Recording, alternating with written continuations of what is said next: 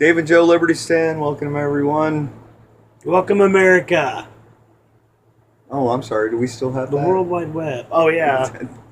Anyway, Not the United States, maybe, but. The United States of America. Welcome everyone. So, Dave, the topic, the heading is why do you believe in what you believe?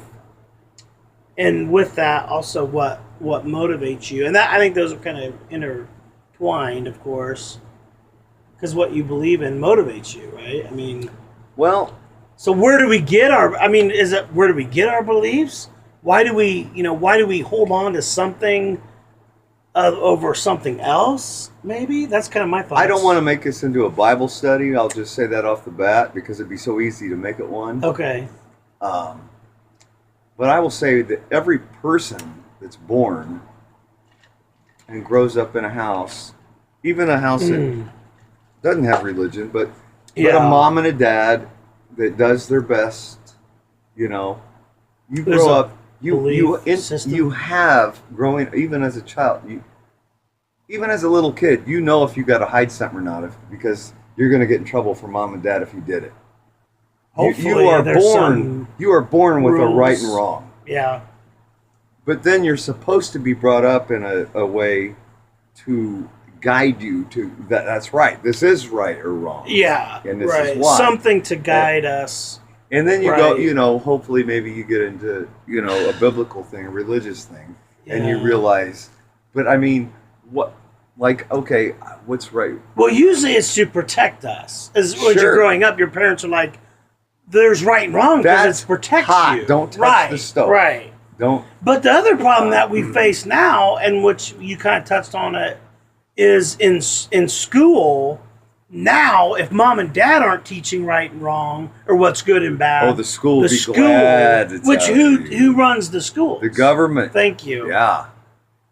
And who runs the no? Anyway. George Soros. Anyway, but seriously, that's something you guys. When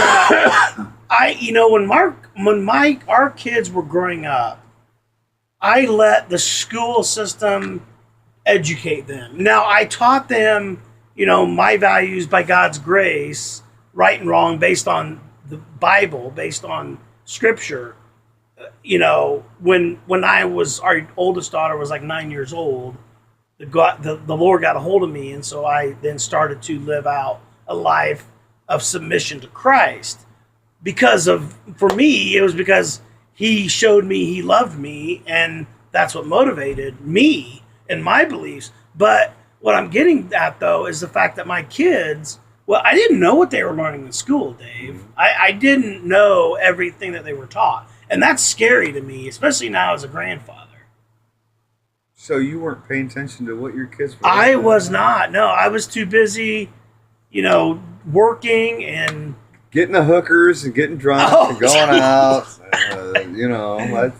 Just taking takes a lot of time. It does. But I didn't go through what they were learning, and I think today it's very scary what our kids are learning. It's terrifying.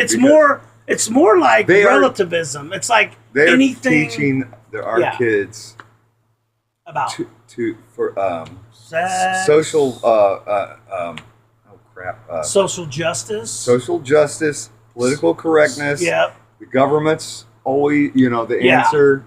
Okay, there's a reason why Donald Trump won. Okay, if you know me at all, I was never a Donald Trump fan, but he did, and I'm giving him let's see. Where we need to the 20th of January, we'll see after that what he does, and I will report frequently on my opinions on what he does or does not do. Opinion page. Now,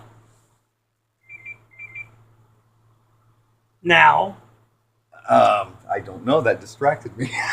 Well, you were saying that Donald Trump won. No, but anyway, basically, I'm just saying that we have college kids now because of the election. Yeah.